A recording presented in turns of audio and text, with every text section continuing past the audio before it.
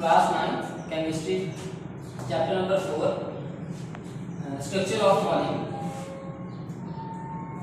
आज हम लोग इसका आगाज करने जा रहे हैं। तो सबसे पहले तो हम इंट्रोडक्शन पढ़ेंगे कि हम इस चैप्टर के अंदर क्या पढ़ना है। सबसे पहले चूंकि यहाँ पे स्ट्रक्चर ऑफ मॉलिक्यूल्स लिखा गया है तो हमें सबसे पहले ये पता चाहिए कि बेसिकली जो मॉलिक्यूल्स होते हैं ये क्या होते हैं। What are molecules.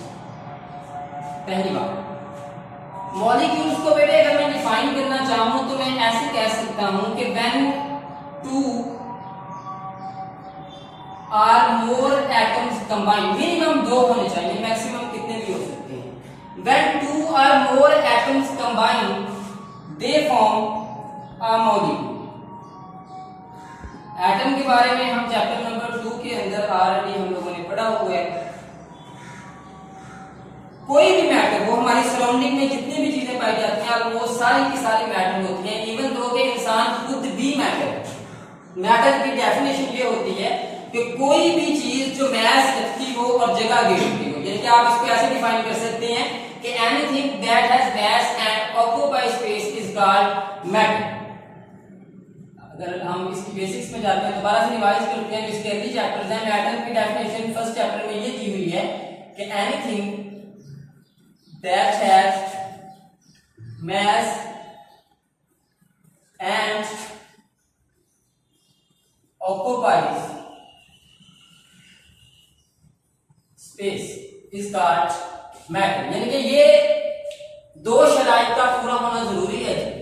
तो हमारी सराउंडिंग के अंदर जितनी भी चीजें पाई जाती हैं, हवा, मट्टी, पानी, जो भी ईच एंड एवरीथिंग, ऑलमोस्ट सारी की सारी जो सी हैं वो मैटेरियल सब्सटेंसेस हैं, वो मैटर है। और एक मैटर जो होता है वो छोटे छोटे जर्रात के साथ मिलकर बनता है। ऐसा कह लें कि उन छोटे छोटे जर्रात को एटम कहा जाता है। आप ऐसे कह सकते हैं कि atom is the smallest particle of matter. ये वाली जो बातें हैं ये तो अर्ली चैप्टर्स के अंदर चैप्टर नंबर 1 और 2 के अंदर भी डिस्कस की गई हैं। आज हम चूंकि मॉलिक्यूल के बारे में पढ़ रहे हैं, मॉलिक्यूल को अगर डिफाइन करना हो तो हम इसको इस तरह से डिफाइन करेंगे कि when two or more atoms combine they form a molecule. अब यहां से जो अगला सवाल ज़हन में आता है वो ये आता है कि मैं यहां पे ये कह रहा हूं कि when two or more atoms combine, आप मोर को छोड़ दें, अब 2 पे है। मैं ये कहता हूं कि when two atoms combine they form a molecule. अब होता कुछ यूं है कि जब हम कोई भी काम करते हैं तो डेफिनेटली उसके पीछे कोई ना कोई रीजन लाजमी होती है। अगर एटम के साथ कंबाइन करता है, अगर एटम के साथ रिएक्ट करता है और मॉलिक्यूल बनता है तो डेफिनेटली इनके रिएक्ट करने की कोई ना कोई वजह होती होगी, इन्हें जरूरत क्यों पेश आती है। तो हम जो दूसरा क्वेश्चन यहां से ड्रा कर सकते हैं वो ये हो सकता है कि व्हाई डू एटम्स रिएक्ट। ऐसा भी तो हो सकता है ना कि एटम ही रहे, एटम को मॉलिक्यूल बनाने की जरूरत क्यों पेश आती है। तो बेसिकली अगर हम इस क्वेश्चन का आंसर फाइंड आउट करना चाहें तो हम चैप्टर नंबर 2 में एटम का स्ट्रक्चर पढ़ के आए हैं। हमने वहां पे ये पढ़ा है कि एक एटम जो होता है उसके पास 3 फंडामेंटल सब एटॉमिक पार्टिकल्स होते हैं। वो 3 पार्टिकल्स कौन कौन से हैं? They are proton, neutron and electron. एक एटम के पास, किसी भी एलिमेंट के एक एटम के पास जितने नंबर ऑफ प्रोटॉन्स होंगे उतने ही नंबर ऑफ इलेक्ट्रॉन्स होंगे। फर्क कहां पे होगा? लाइक मैं यहाँ पे सोडियम की एग्जांपल लेता हूं। सोडियम का एटॉमिक नंबर 11 है, एटॉमिक मास 23 है। अगर इसका एटॉमिक नंबर 11 है इसका मतलब ये है कि सोडियम के पास प्रोटॉन 11, सोडियम के पास इलेक्ट्रॉन 11। फर्क कहां पे? फर्क यहां पे होगा कि सोडियम के एटम के अंदर सेंटर में न्यूक्लियस पाया जाता है जिसके अंदर 11 प्रोटॉन होंगे, नंबर ऑफ न्यूट्रॉन्स डिफरेंट होंगे, वो वेरी कर सकते हैं। आइसोटोप्स के बारे में हमने चैप्टर नंबर 1 में पढ़ा हुआ है। अच्छा, अब जो इलेक्ट्रॉन्स होंगे वो शेल्स के अंदर सब डिवाइड होंगे। लाइक यहाँ पे क्योंकि हमारे पास 11 हैं तो पहले शेल में 2 आएंगे, दूसरे में 8 आएंगे और तीसरे में एक इलेक्ट्रॉन होगा। वो एक अलग बहस है कि आगे जाकर क्या होना है। Why do atoms react? Basically ये यूनिवर्सल ट्रूथ है कि दुनिया के अंदर पाए जाने वाली हर चीज अपने आप को ज्यादा से ज्यादा स्टेबल बनाने की कोशिश करती है। स्टेबल का मतलब बेटे हो गया मजबूत करना या मुस्तहकम बनाना। आप इंसान को ले लें, इंसान की जिंदगी में हम दो करते हैं, हम पढ़ते हैं, हम एक अच्छा करियर चूज करते हैं। रीजंस क्या होते हैं कि हम चाहते हैं कि हमारे पास लग्जरीज आ जाए, हमारे पास गाड़ी आ जाए, हमारे पास बैंक बैलेंस आ जाए, हमारे पास अच्छा मकान आ जाए। हम ये सारा कुछ जो है इसे अपनी स्टेबिलिटी की साइन समझते हैं। इसी तरह से जो एटम्स होते हैं ये स्टेबल होने के लिए रुपया, पैसे, मकान, बंगले, गाड़ी की जरूरत नहीं होती। एटम्स के पास जो सब एटॉमिक पार्टिकल्स हैं, जो तीन फंडामेंटल पार्टिकल्स हैं, वो प्रोटॉन, न्यूट्रॉन और इलेक्ट्रॉन है। एटम्स की जो स्टेबिलिटी होती है वो इलेक्ट्रॉन्स पे डिपेंडेंट होती है। तो इसका मतलब है कि अगर हम इस क्वेश्चन का यहां तक का आंसर देना चाहें तो हम ऐसे कह सकते हैं कि why do atoms react? Atoms react to achieve stability. Atoms अपने आप को स्टेबल बनाने के लिए रिएक्ट करते हैं। अब पता कैसे चलेगा? जो अगला सवाल यहां से हम ड्रा करेंगे, जो अगला क्वेश्चन है वो ये होगा कि पता कैसे चलेगा कि आया कि जो एटम है वो स्टेबल है या स्टेबल नहीं है। What is the sign of stability?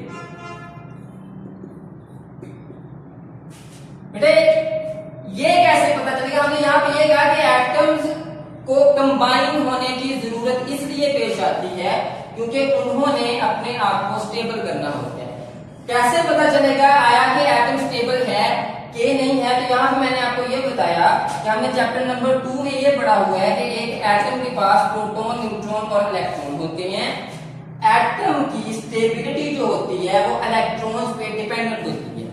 अगर किसी भी एटम के आउटर मोस्ट शेल के अंदर, जिसे हम वैलेंस शेल कहते हैं, अगर किसी भी एटम के वैलेंस शेल के अंदर नंबर ऑफ इलेक्ट्रॉन्स 2 होंगे या 8 होंगे तो वो एटम स्टेबल होगा। दोबारा बता रहा हूं कि ये कैसे पता चलेगा कि एटम स्टेबल है या नहीं है। एक एटम की जो स्टेबिलिटी होती है वो नंबर ऑफ इलेक्ट्रॉन्स पे डिपेंडेंट होती है। इलेक्ट्रॉन्स जो होते हैं वो न्यूक्लियस के बाहरी शेल्स के अंदर डिस्ट्रीब्यूटेड होते हैं। अगर किसी भी एटम के आउटर मोस्ट शेल, एटम के आउटर मोस्ट शेल को उसका वैलेंस शेल कहा जाता है। जैसे सोडियम के अंदर ये वैलेंस शेल है जहां पे एक इलेक्ट्रॉन पड़ा हुआ है। बेटे एक बात है, यहाँ पे ये बोला है कि अगर किसी एटम के आउटर मोस्ट शेल के अंदर 2 इलेक्ट्रॉन होंगे या 8 इलेक्ट्रॉन होंगे तो वो एटम स्टेबल होगा। अब यहाँ पे कंफ्यूजन क्रिएट हो जाती है कि बच्चों के जहन में ये आता है कि ये क्या बात हुई, कैसे पता चलेगा कि 2 कहाँ पे होने चाहिए और 8 कहाँ पे होने चाहिए। बेटे याद ये रखना है कि अगर किसी भी एटम का पहला शेल ही उसका आखिरी शेल होगा। फॉर एग्जाम्पल पीरियोडिक टेबल के अंदर हमारे पास 3 पहले जो एलिमेंट है हाइड्रोजन हैविंग इलेक्ट्रॉन 1 या हैविंग एटॉमिक नंबर 1, हाइड्रोजन के बाद नोबल गैस हीलियम है जिसका एटॉमिक नंबर 2 है, हीलियम के बाद तीसरा एलिमेंट लिथियम है जिसका एटॉमिक नंबर 3 है। बेटे अगर हम इन तीनों का स्ट्रक्चर ड्रा करना चाहें तो हाइड्रोजन के पास 1 इलेक्ट्रॉन है, हीलियम के पास 2 इलेक्ट्रॉन है, लिथियम के पास 3 इलेक्ट्रॉन है, हाइड्रोजन के पास 1 इलेक्ट्रॉन है तो पहले ऑर्बिट में होगा, हीलियम के पास 2 इलेक्ट्रॉन है तो पहले शेल में होंगे, लिथियम के पास 3 इलेक्ट्रॉन है तो पहले शेल में 2 इलेक्ट्रॉन होंगे और सेकंड शेल में 1 इलेक्ट्रॉन होगा। अब यहाँ पे अगर देखा जाए तो हाइड्रोजन 8 इलेक्ट्रॉन नहीं देगा। मैंने आपको ये बताया कि अगर किसी भी एटम का पहला शेल ही उसका आखिरी शेल होगा तो फिर उसे 2 इलेक्ट्रॉन स्टेबल होने के लिए चाहिए होते हैं, 8 नहीं चाहिए होते। अब हाइड्रोजन जो है ये अपने वैलेंस शेल के अंदर 2 इलेक्ट्रॉन ले। बेटे ये याद रखना है कि अगर किसी भी एटम के वैलेंस शेल के अंदर 2 इलेक्ट्रॉन हैं तो वो स्टेबल है। और ये वाली जो बात है ये इनिशियल 3 एलिमेंट्स के ऊपर अप्लाई होती है। या आप ऐसे कह लें कि लिथियम के बाद अगला जो एलिमेंट आएगा किसी भी एटम के वैलेंस शेल के अंदर मैक्सिमम नंबर ऑफ इलेक्ट्रॉन्स 2 हो या 3 हो तो वो लूज किए जा सकते हैं। अगर 3 से बढ़ जाए तब इलेक्ट्रॉन गेन किए जाते हैं स्टेबल होने के लिए। खैर वो एक नया टॉपिक है, एक नई बहस है जो इसी चैप्टर में हम आगे जाके पढ़ेंगे। आपने याद ये रखना है कि हर वो एटम जिसका पहला शेल ही उसका आखिरी शेल हो तो उसने स्टेबल होने के लिए 2 इलेक्ट्रॉन्स करने होते हैं, और अगर किसी एटम के पास उसका दूसरा तीसरा चौथा वो एक्सीड कर जाता है, आगे बढ़ जाता है पहले शेल से, तो फिर उसे स्टेबल होने के लिए 8 इलेक्ट्रॉन चाहिए होते हैं, 2 नहीं चाहिए होते। अब यहाँ पे मैंने 2 बातें बार बार रिपीट की हैं कि 2 इलेक्ट्रॉन या 8 इलेक्ट्रॉन। तो इस चैप्टर के अंदर एक बहुत ही अहम शॉर्ट क्वेश्चन पेपर के पॉइंट ऑफ व्यू से जो बच्चों से मोस्टली हर साल तकरीबन पूछा जाता है वो ये होता है कि what is difference between duplet rule and octet rule. ये बड़ा अहम क्वेश्चन है पेपर के पॉइंट ऑफ व्यू से, जो नॉर्मली तकरीबन हर साल 9th क्लास का जो केमिस्ट्री का पेपर होता है बोर्ड का, वहां पे ये बच्चों से पूछा जाता है। बेटे मैंने यहाँ पे इस क्वेश्चन के अंदर आपको 2 बातें समझानी है कि अगर किसी एटम का पहला शेल भी उसका आखिरी शेल होगा, उसने 2 इलेक्ट्रॉन करने हैं, इसको आप ये ड्यूप्लेट रूल कहना होता है। इनके having 2 electrons in valence shell is called duplet rule and having 8 electrons in valence shell. Like sodium के अंदर वैलेंस शेल के अंदर 1 इलेक्ट्रॉन है, सोडियम अगर ये वाला इलेक्ट्रॉन लूज कर देती है तो इसके पास वैलेंस शेल के अंदर अब सोडियम का जो सेकंड शेल है जिसे एल शेल बोला जाता है, ये इसका वैलेंस शेल है जहां पे 8 इलेक्ट्रॉन है। इसका मतलब है कि आप ये कहेंगे कि नाउ सोडियम आयन का जो ऑक्टेट है वो मुकम्मल है। तो यहाँ पे एक बड़ा इंपॉर्टेंट क्वेश्चन ड्रा किया जा सकता है कि what is difference between duplet and octet rule. Having 2 electrons in valence shell is called duplet rule and having 8 electrons in valence shell is called octet rule. Having 8 electron in valence shell। और याद ये रखना है कि most of the elements जो उनसे होते हैं वो ऑक्टेट रूल को फॉलो करते हैं। ड्यूप्लेट वो जो इनिशियल 3 4 5 एलिमेंट्स हैं सिर्फ वो फॉलो करते हैं, और ड्यूप्लेट क्या होते हैं having 2 electrons in valence shell. अब बेटे आपने चैप्टर नंबर 3 के अंदर आपको पीरियोडिक टेबल सिखाया गया है, वहां पे पीरियोडिक टेबल ड्रा किया हुआ है। बेटे पीरियोडिक टेबल के अंदर हमारे पास 18 ग्रुप्स हैं और 7 रोज हैं।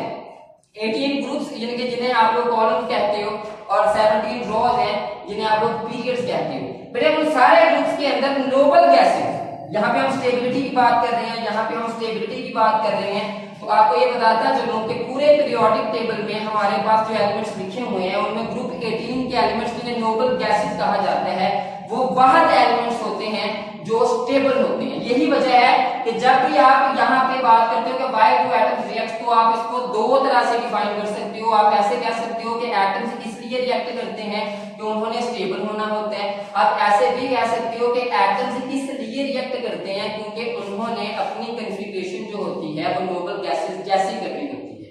क्योंकि नोबल गैसेस वो वह एलिमेंट्स हैं पीरियोडिक टेबल के जो ऑलरेडी स्टेबल होते हैं। मतलब नोबल का लफ्ज़ी मतलब होता है मुअज़्ज़ज़, शरीफ, जो किसी को तंग ना करता हो। यानी कि नोबल गैसेस ऐसे एलिमेंट्स हैं जो छेड़छाड़ नहीं करते, जो किसी को कुछ नहीं कहते। तो यहां से हम ये क्वेश्चन ड्रा कर सकते हैं कि why are the noble gases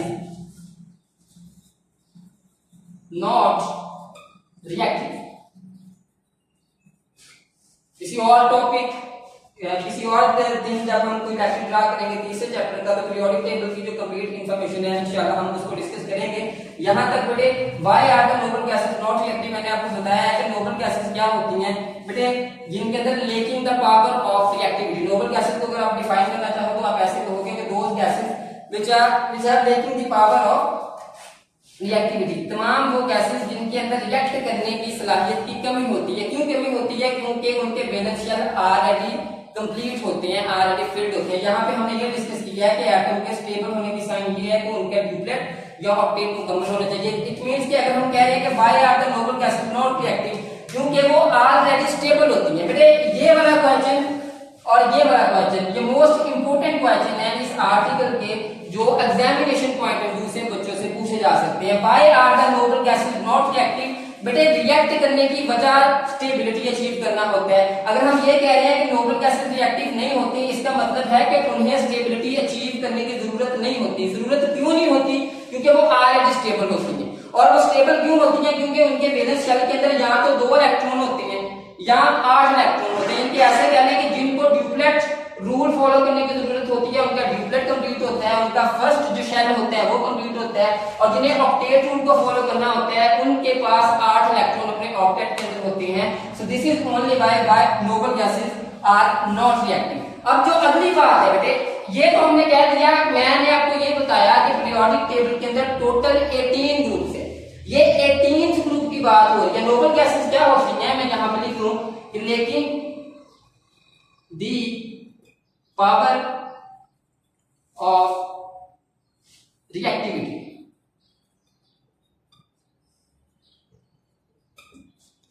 अच्छा अब ये तो बेटे हमने बात करी ग्रुप 18 की, आप पीछे 17 ग्रुप अभी पढ़े होंगे। वो एटम जो स्टेबल नहीं होते, अगर वो अपने आप को स्टेबल बनाना चाहते हैं तो वो किस तरह से स्टेबल बना सकते हैं।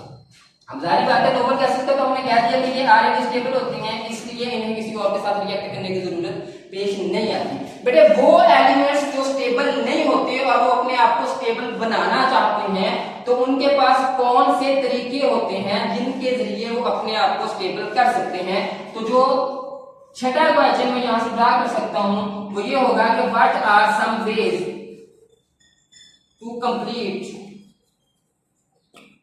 Valence shell.